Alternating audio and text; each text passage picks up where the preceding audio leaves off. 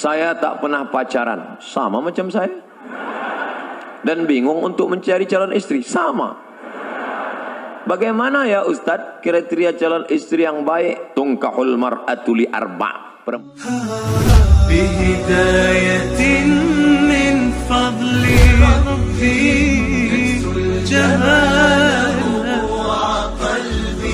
Bagaimana cara menghadapi dosen killer?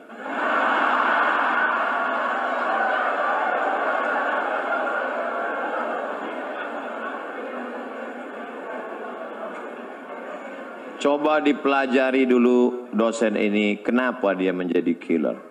Apakah dia memang bermasalah? Kalau di Amerika, di Eropa, dosen-dosen itu direview, ditinjau ulang. Dia layak tidak berhadapan dengan manusia.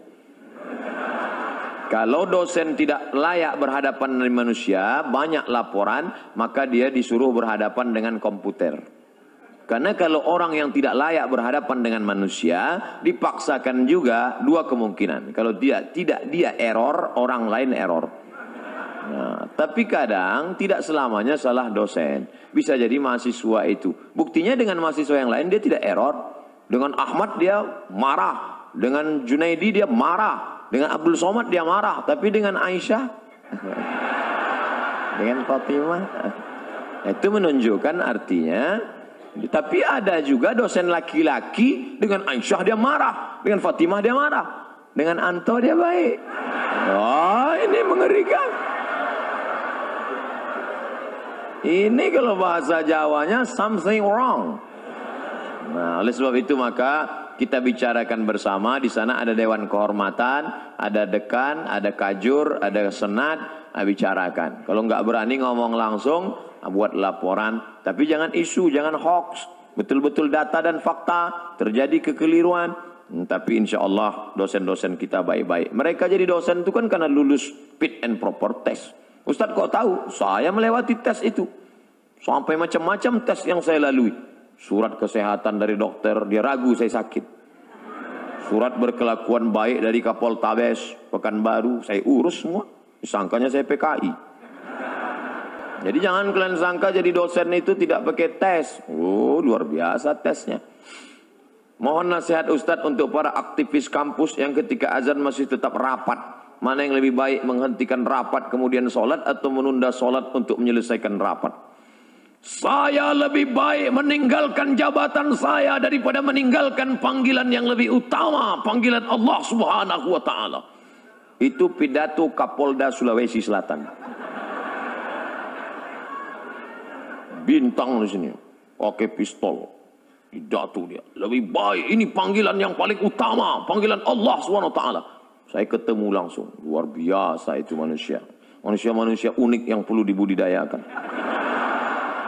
Jarang-jarang orang seperti ini. Kalau ada orang seperti ini, kita doakan. Allahumma katsir amsalahu. Jadikan orang seperti ini banyak di atas muka bumi ini, ya Allah.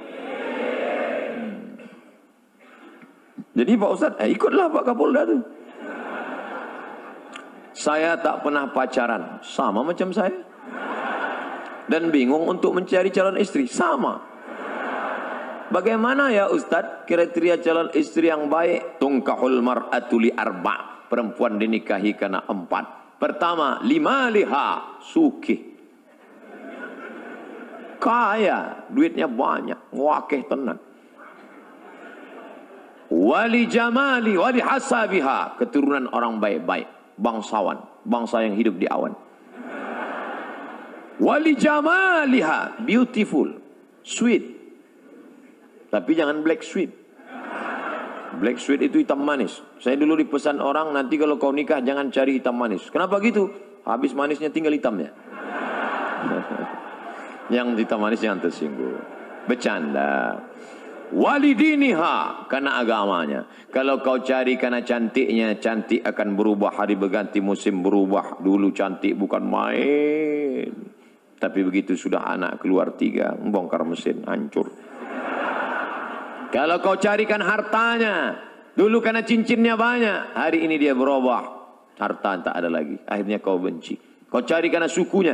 Berapa banyak yang dikeluarkan dari suku, dicopot gelar kehormatan karena melanggar pantangan suku. Tapi kau carilah karena sesuatu yang tak lekang karena lupa pula. Tak lapuk karena hujan, tak lekang karena panas. Itulah karena agamanya. Jangan kau cari terlalu cantik, nanti dituduh orang kau pakai pelet. Jangan kau cari terlalu jelek, nanti kau malu bawa dia kondangan. Yang sedang-sedang saja. Masalah jelek dan cantik itu kan relatif. Witing trisno jalaran suko kulino. Karena selalu dilihat lama-lama cantik. Laki-laki aja dilihat jadi cantik. Nauzubillah. LGBT. Oleh sebab itu kau cari. Dan selagi kuliah nggak usah mikirin itu dulu. Pokoknya kau kuliah aja. Nanti setelah kau berhasil ngantri mereka datang. Saya aja yang sudah punya anak, sudah nikah, banyak yang mau jadi yang kedua. Pede sekali Ustaz. Udah komen-komen di FB aja. Pokoknya kau berhasil, jangan pikirkan. Ustaz dulu waktu di Mesir ada pacaran. 4 tahun saya di Mesir, nggak pernah pacaran. Wallahi, demi Allah. Berani saya bersumpah. Emang nggak pernah. Tanya teman-teman saya yang ada di Surabaya. Ustaz Somad dulu waktu di Mesir pacaran? Enggak. Kenapa? Enggak dapat. Persaingan ketat. Mahasiswa Indonesia 2.400 orang. Yang laki-laki 2.100. Yang perempuan 300. Hitung aja skala berapa itu. Habis semua digarap ketua-ketua persatuan. Kita nggak dapat. Pokoknya sedih lah.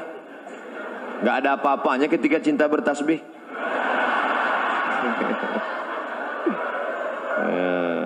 Tapi nanti setelah kau berhasil, insya Allah, di mana ada gula, di situ ada semut.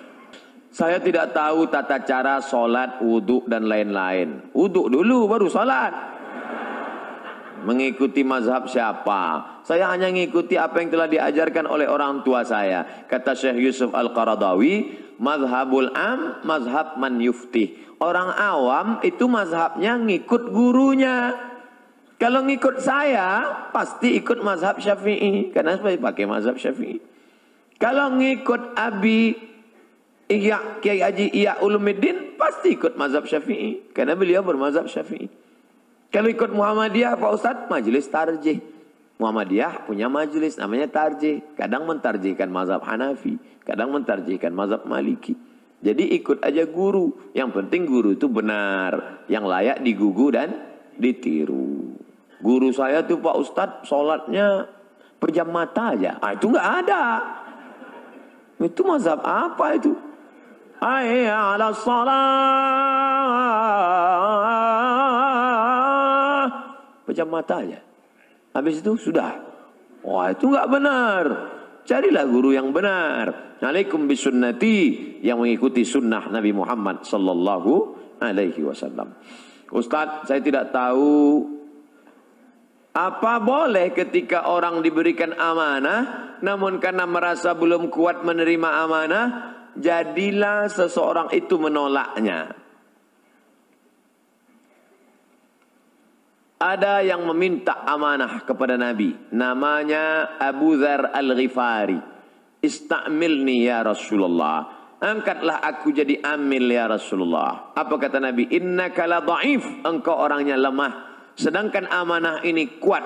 Orang yang layak menerima amanah sifatnya dua. Sudah dibacakan oleh Pak Rektor.